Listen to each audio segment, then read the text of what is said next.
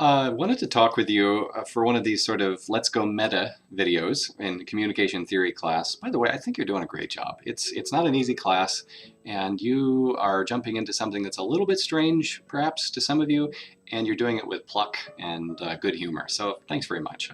I really look forward to this class each day, and I'm confident. I'm feeling more and more confident that we're going to have a good semester together.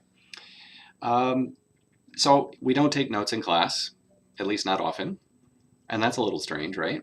I'm hoping that you're taking some notes outside of class, and I wanted to offer you a little bit of advice for our out of class work, right? I expect you to come to class ready to go, like ready to work with these theories, try them out, experiment with them. And by and large, you're doing that. So props to you. But what do you do outside of class? I think two things. You'll remember this from past discussions, but um, sometimes what we do outside of class simply reminds us of things. I think it would be a good idea in your notes if you created a glossary. If in your glossary you wrote down terms from Berger that you feel like, I don't want to forget this. All right. As far as Plato's other category, remembering things, that's a different sort of thing. How do you remember what we're working on? And it is a rich notion of remembering there. It's not just like, sort of ticking something off in your memory, but it's putting yourself together in a particular way, membering yourself, remembering yourself. My recommendation to you, journal.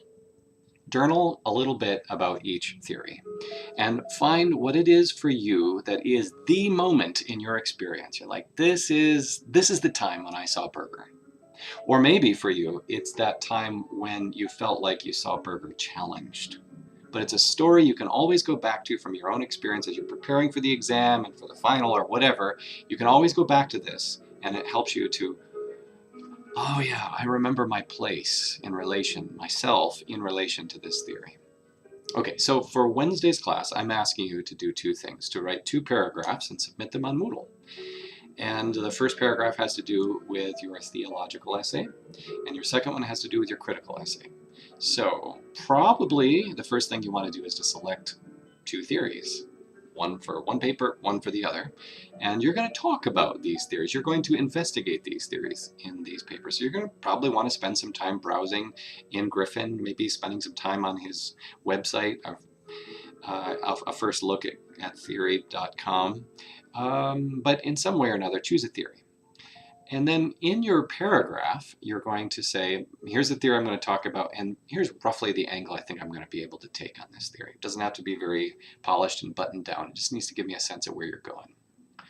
One of these is a theology essay, and since that's coming up sooner, we're going to talk a little bit more about that. I'm asking you to take an N.T. Wright-like approach to this communication theory you're analyzing. And you remember, he has this notion that in everyday human life, we all have these, we hear things, right? We hear echoes. And he describes these echoes in different ways. An echo for this, or an echo for this, an echo for other things, right? And I want you to listen to the communication theory that you're studying and ask, what echoes do I hear there? Now, these echoes don't definitively prove anything, but they do suggest something. They're a little uncanny. You're like, that's odd. It's strange that that's going on. Now, Wright's notion, and mine, is that when you can run into an echo like this, and you're like, why does everybody want things to be fair? Like, what's up with that? The Christian story offers an account of a just God, right, who yearns for things to be put right and is actively working to put things right, to make all things new, to rectify things. That story helps to explain, like, the weird fact that we all want things to be just and fair and appropriate or something like that. I want you to do something like that with the theory you choose, okay? So that's what I'm after. What I'm not after is subscription to the Christian faith. You don't have to sign any dotted line to say, I am a Bible-believing, church-going, holy rolling Christian. That's not at all my concern here. I am an enthusiast for the Christian faith, and I can't really help that. But part of the reason that I am is that I think the Christian faith helps you to see things you couldn't see otherwise. You know, like, imagine those scenic overlooks or outlooks that are sometimes on a highway when you're going through Tennessee or Kentucky or something. There's like some sort of mountain vista, and everybody piles out of the car, and you're like everybody's leaning over the rail, and you're sort of hoping that where you're leaning, you'll be able to see a lot of the valley. And sometimes somebody yells and says, "Hey, everybody, come over here." That's kind of what I'm doing with you in this project. I'm saying, come on over here, try looking at these things from a Christian vista, a Christian outlook, and see what it enables you to see.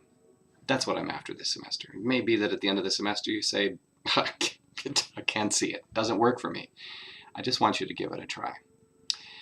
All right, so I look forward to seeing you on Wednesday when we'll jump into some preparatory workshopping work on these two final papers in this, or these two essays in this class. Thanks for giving me an ear, and grace and peace to you as you remember